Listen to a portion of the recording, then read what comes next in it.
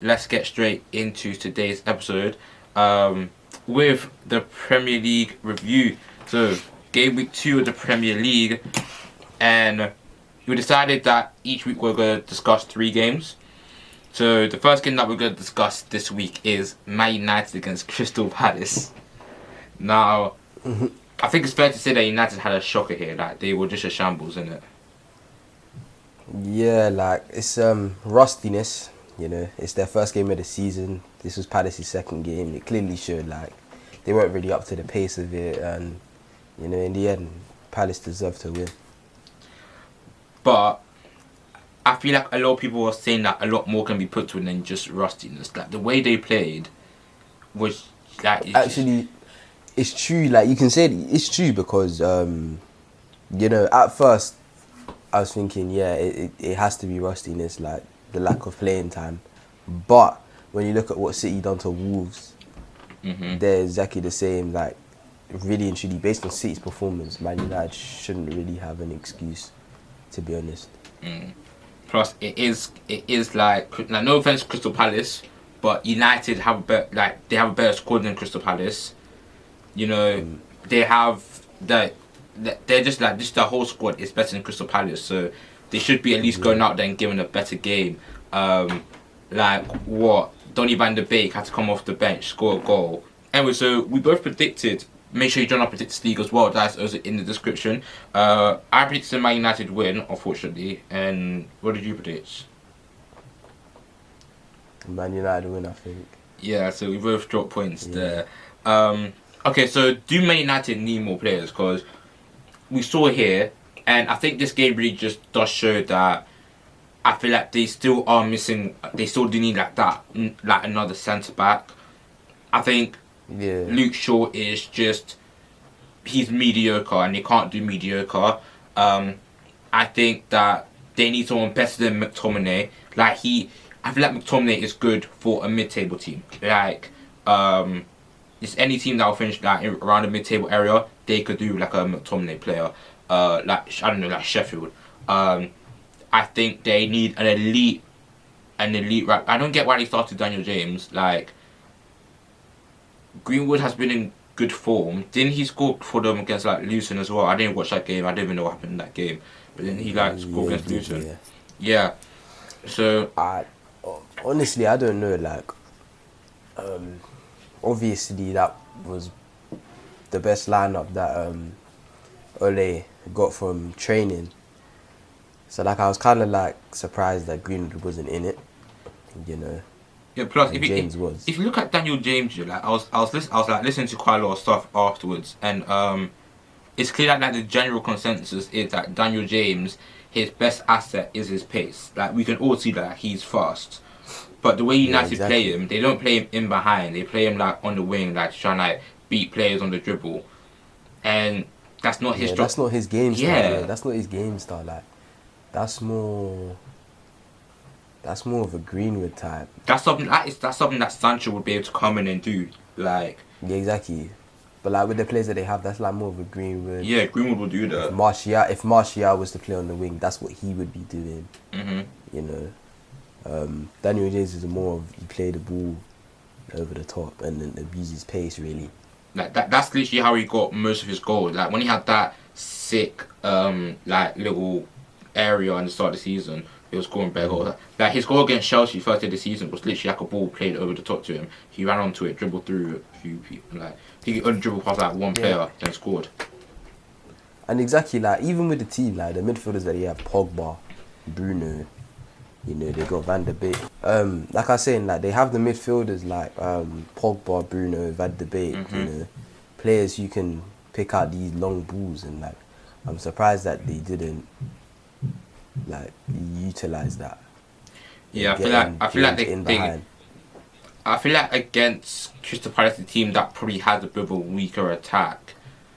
If United then, because United they play a bit like when they play against the bigger teams, they do play counter attack, and they look best when they're playing against like, the bigger teams last season. Yeah. But they need to find a way of playing like against the smaller teams where they don't like, because they can't counter attack small teams, because smaller teams will sit back against them. So they can't go and counter a smaller exactly. team. So they need a new system of playing. Maybe starting with Van der Beek instead of McTominay, someone who can actually like get on the ball and make something happen. Maybe that would have been the better option.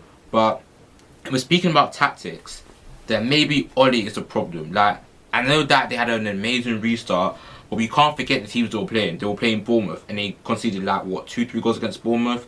They played Spurs. They got a draw against Spurs. Like, yes, they scored a lot of goals. A lot of them were first penalties, and they were against easier opposition.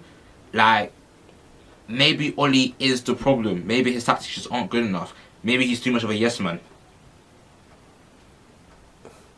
Yeah, you never know. Like, obviously, that is the first game of the season. You know, like the first game of the season was a bit, up and down. Like Tottenham had a rough start, Yeah. and then they come back and then beat Southampton 5-2. So you never know. We might see a little bit of a comeback from Man United in this weekend's game. But I just feel like give it time. It's a new season. He's got a new player in. To fit a new system. He might change his system. So like I feel like give it time, like, and then we can say like if it really is him, because remember, like, I know he's had a whole season there, but like last season, like obviously, yeah, things didn't work. Bruno came in and then they started winning games, and like I feel like Bruno. Wait, where were they before Bruno? They were like 12th, isn't it? They were like No, I bottom don't think they half. were that far. I don't think they were that far down. But they were But I think, definitely below standard. yeah, they were below standard, and then Bruno came in, and then I think they won every single. Yeah, I don't think Bruno lost his game. They didn't lose a league game since Bruno signed for the club, and to be honest, that's actually impressive if you think of it. Yeah, it is. But yeah, I feel like there's problems deep at Man United. Like, Yeah, if you look at the long term plan, like it's clear what Man United are trying to do. They're trying to build a young squad. Like, look at the people who they're trying to get. They're trying to get Sancho. He's like what 2021. Van der Beek's like 22, 23. They've tied down Henderson to a long term contract. He's gonna be like the new long term keeper after the Gea. Wan-Bissaka's quite young. Who else have they got? Martial, Rashford there. So like, it's clear that they're trying to get young players and build for the future. However, at the start of the season, people were talking about them as title contenders. I never really put them in that conversation. Neither did you, to be honest. Like, we both put them in fourth. In the long term, how many years away do you think we are realistically from seeing Man United win a trophy? If you look at how weak they've been this season in the transfer market, looking at the poor start they've had to the start of the season, I know it is just the first game and we shouldn't overreact, but this is a talking point. Like, they did play quite badly, and their defense is still not the best. And I'm still not that convinced about Oli. When you have Poch sitting at the side, Poch doesn't have a job, and he's not going to go to Barca because Barca first year got Koeman, and he's never going to manage Barca. Juve have their new manager. PSG have their manager. Although Tuchel had a bit of a rocky start to the season, they have their manager. Like, the United job is currently the obvious job for Poch, and they're just keep sticking with Ole. Honestly, I think they're a good 2-3 seasons away. Like, I feel like it's probably the same with Chelsea. It might be a little bit longer than Chelsea, based on the current transfer window. Because they've only signed one player. Theoretically, because Dean Henderson was at the club from before. Yeah. So they've only signed one player. So, like, and the things like with the transfers and stuff, like if they don't get Sancho this year, that's probably going to be it, because other clubs... There's absolutely no way they're getting him next year. Absolutely no way. Exactly, because bigger clubs are going to be looking for him. Plus, United don't have a guarantee that next year they'll have Champions League football. Arsenal looking strong. Tottenham had a really good game against Southampton. We'll speak about that a little bit later. So there's no guarantee. Signings as well. Exactly. Like, there's literally no guarantee that United will actually finish in the top 4. I feel like United, they have time in the transfer window left. They need to make some signings like in the defence. Like there's been rumours of Alex Telles, you know, that left back position. Yeah. You know, they might need. I feel like they need to get another centre back because Definitely. they need a fast centre back. Lindelof just isn't good enough. I think they have to play Maguire because they paid so much for him, but Lindelof just isn't good enough. I thought they would call back Smalling after his season. I don't think he wants to play for them, to be honest. He's happy at Roma. But yeah, that's the thing. But I think they need to get a centre back like Koulibaly, you know, who's yeah, or I don't know, like they just need a top class centre back to like kind of help that defence, along with Maguire and like Wan-Bissaka, like some of the younger players in the team.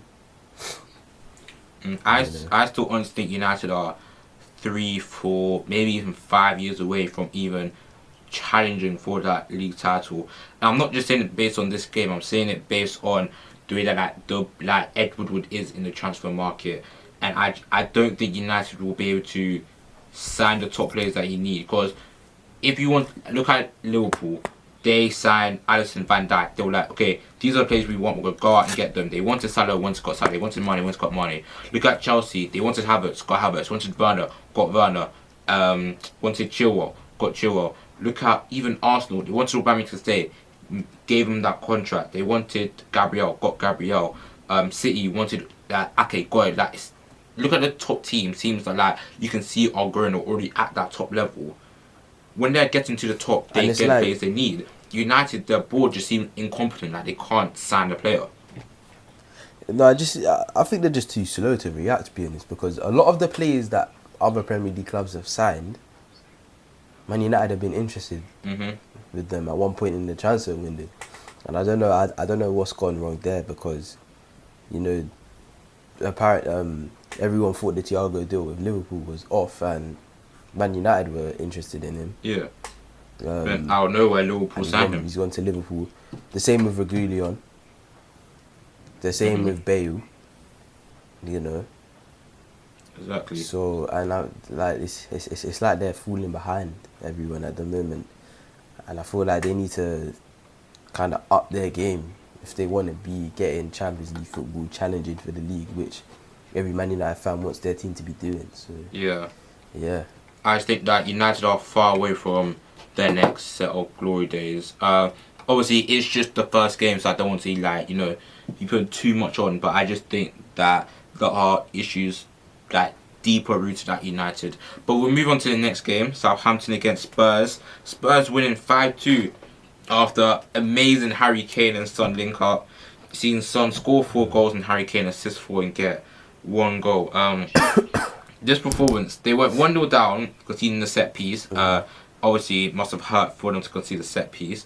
But then they come back and they score 5 goals. It's just a new era for them. I'm not going to say it's a new era. But how good was this performance? I think they started off very slow for me. You know, but I feel like the goal that Southampton scored will kind of woke them up. And you know, you saw players like Ndombele taking more chances in the midfield on the ball. It was good to see Ndombele start finally. Yeah, exactly. Like you saw Kane dropping deep and being that deeper line ball player. And he didn't play bad. He got 4 assists. It's just Kane's new role. Is he now a provider more than a goal scorer for his teammates? I don't know. He's still a goal scorer, without a doubt. I just think that part of his game has been added. Yeah. And I feel like it's not more of he's gonna change his role in the team. I feel like this is gonna be an asset to the team, especially with Bale coming in. You never know. They could play a Bale up top and Kane just behind him. Yeah, Kane kind of like a second striker or something like that. Yeah, exactly. So you never know. I think but I think it's more of an asset than a change in role in the team. I definitely think it's just it's going to give the team a new dynamic. 2 seasons ago, 3 seasons ago, Kane was just an out-and-out goal scorer. Now, I'm guessing probably like after these injuries, he knows that he's had to like add a bit more to his game because he's not got or like maybe have the same running power that he used to. So now like he's just added that passing range stuff like that. Um, but like in the Spurs documentary, Mourinho was talking a lot about how he wants to make Kane like on the same level as like Messi and Ronaldo and like Ballon d'Or winner. So if Kane can add all these other things to his team and can help push his team It's up, true. then Yeah. he will have to be in a conversation. Because a few years ago, I remember standing in the playground talking about how Kane was the best number 9, like ahead of Luis Suarez, ahead of Lewandowski, and now it seems like he's just recreating his own role. Yeah, it's true, especially based on like, you know how the last couple of seasons like Lewandowski, Suarez were going on, and like you see Kane getting these injuries, Yeah. and like everyone was saying, oh, that's the reason why Kane's not up there. But you know, based on this performance, I feel like there's a lot of hope for this season. You know, if he can stay fit, he can definitely reach that level of what Lewandowski reached last season, and like strikers like Suarez, Ronaldo have reached like in the previous seasons as well. So I feel like there's a lot more from him to come. You know, he's got good players around him in his midfield, in the attack. So I just think it's just like we just sit and wait to see what we see from him. So, obviously, let's say if Kane then does become a striker who gets like, so he gets a bit less goals. Let's say he gets like 15 goals, but then he gets like 7, 8 assists in the season. With the signing of Bale, like, how do you think that will help the team? Do you think this can maybe push them up to top 4? You know, they've also signed Regulion. You know, that's a big asset in the left back position. How did you watch this whole game? Yeah. How did Højbjerg play? Was he good? Like, was he better than in his debut? He was better, but it's like he's more of a player that is more effective when he doesn't have the ball. Yeah, yes, he's one of them ones. Okay, yeah. So, Yeah, so like, and the commentator said it as well. Like when he had the ball, like I'm not saying when he had the ball he played bad, but when he was off the ball, like his movement and stuff, like causing problems for Southampton, like marking, pressing and stuff. yeah. You know that was a good sign. But I feel like without that, he does have that ball playing ability. It's just that we get to see it yet. Yeah, so do you think the additional build, additional Regulon, maybe Kane playing a slightly different role, you know, that means Bale can then go and get more goals, you know, stuff like this. Do you think this can really push Spurs into this top 4 place? Definitely, like even if Bale was to just play right wing and Kane was just to play as a normal number 9, you know, they would still be pushing on to top 4. But based on what the players that they have, like, cause remember they got Bergwijn, Lucas, Ali, you know, all part of their attack. So like they have so many options, and I feel like that's gonna be good for the season. It's good depth. Like if someone was to get injured, you know, if Kane was to get injured, you know, you got Bale to play in that number 9, or you can play Son in that number 9 position. So I feel like definitely the Bale coming in, he's going to give a lot of options up front. You know, Regulion on that left back, you know, he's a lot more solid than Davies. Yeah, and Rose. He's more, he's technically better, you know. So I feel like going forward, he's going to bring a lot. And defensively, he'll bring a lot as well, because, you know, he's very athletic. It will help strengthen the defence. I just think probably at the moment, I'd say their weakest position is like centre-back area. Yeah, definitely. They can. Especially after... Can they strengthen there? Probably still can. Yeah, like they can get in the centre-back, like especially after losing the Tongan, because like I still think Dyer, he's more of a CDM than a centre-back. Yeah. And like Alderweireld and Davison Sanchez, you know, they're not bad, but you know, you kind of want another world-class centre-back to replace Vertonghen. Yeah. So I just feel like, yeah, if they make with that one last signing for the season, or for the yeah, for the season they're going into, a centre back, you know, they could have very, very high hopes of finishing top four. Like, I still think they can, but I think it would kind of push it on even more, like make it more likely happening. I personally don't think they will. I think Jose is definitely. I feel like he is going to do good things for Spurs this season. But I still think the Champions League is still a bit too out of reach. I think, obviously, City and Liverpool have those spots, you know, wrapped up, guaranteed. Yes. I still think that when Chelsea have had time to, you know, when Havertz is playing his best position, when Werner already looks amazing. When we have Thiago Silva's in the team, when Chilwell's in the team, we have our new goalkeeper in, and we can diss Kepa in a few moments. But I feel like Chelsea will still be stronger than Spurs. And also, oh yeah, definitely. Definitely they'll be stronger. But I feel like, you know, Man United, they still need to strengthen their squad. So like, but I also think right now Arsenal are stronger than Spurs. I know that Bale is, you know, he. No, yeah, I agree as with you. a I agree poster with you. boy, I agree with you. as like a poster transfer, it looks really, you know, coming home, all this stuff, yada yada. Yeah. Last season he played know what you're like, saying. I think last season he got like 2 goals, was it? He's barely played any football for like the past 2 years, and you can't expect him now come in to the Premier League and start every game and then hit the ground running. Like, I think he will be out for at least a third of the season injured, and that will be like a big hit on Spurs. You know, I see what you're saying. Yeah, he hasn't played a lot of football recently, but you know, like you have to remember he has played Premier League before, so he knows what the league's like. Like, I know like there's been changes since he last played. Yeah, since he last played, no one would have thought like Liverpool would be winning the league.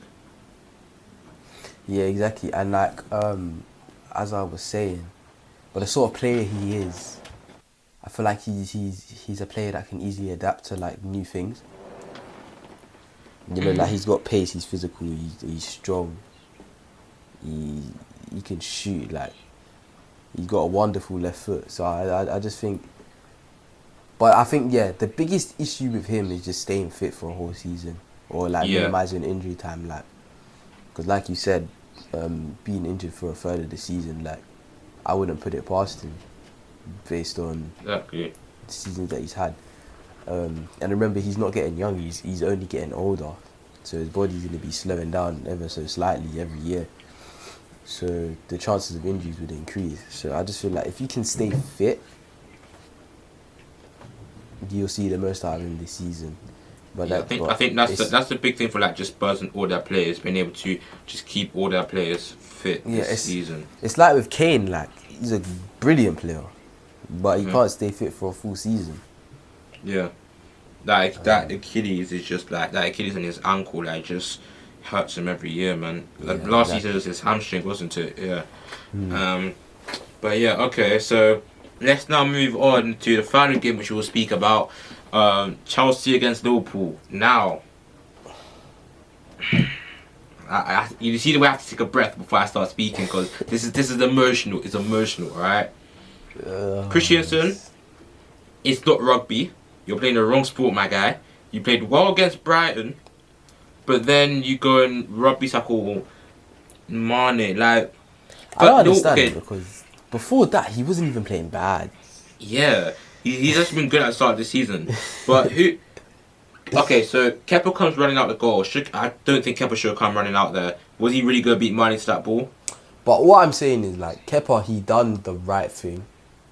What about running out? Yeah, by running out, like making Mane think twice about what he's got to do. Cause like, alright, listen. If Christensen didn't tackle him and Mane got past Kepa, as a defender, Christensen would have got back on the line and like been on the line to stop anything. Would he have been fast enough to get there?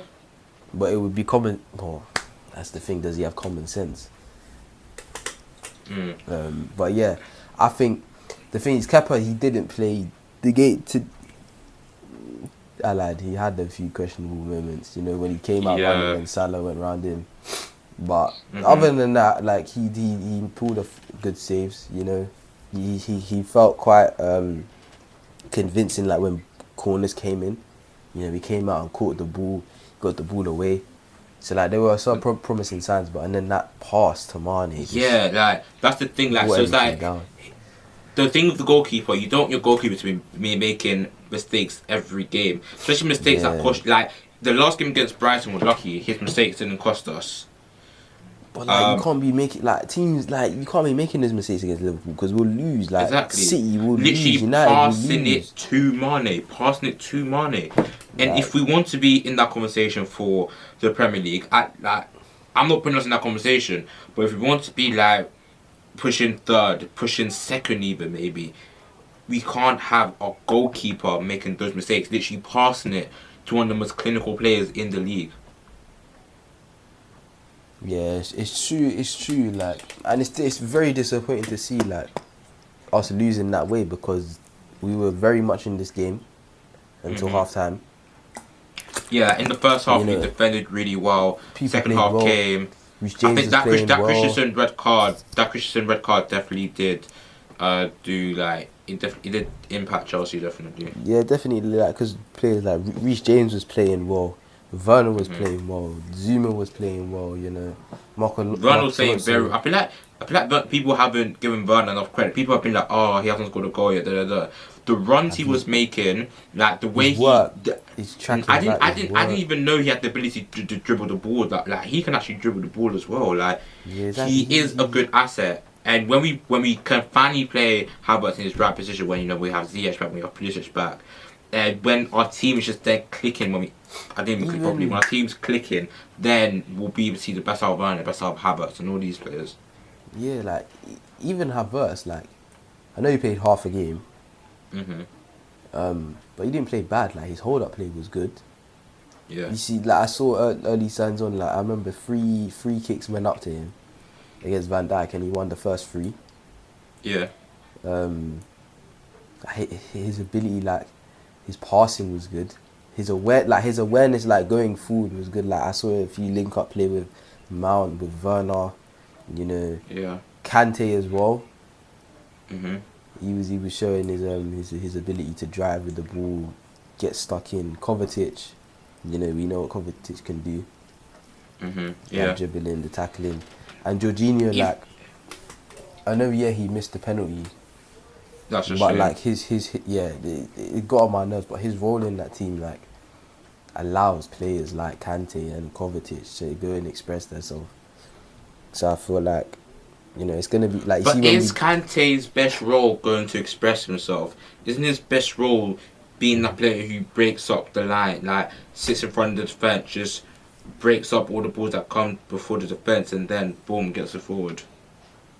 You know, yeah, that's what you're supposed to do. But teams against Liverpool, you know, that's always gonna be hard, especially the attack that they have, the pressure that they put on us. That's always gonna be difficult. It's not gonna be easy. So I think, like, yeah, you're saying, yeah, that's what that sort of player is supposed to do.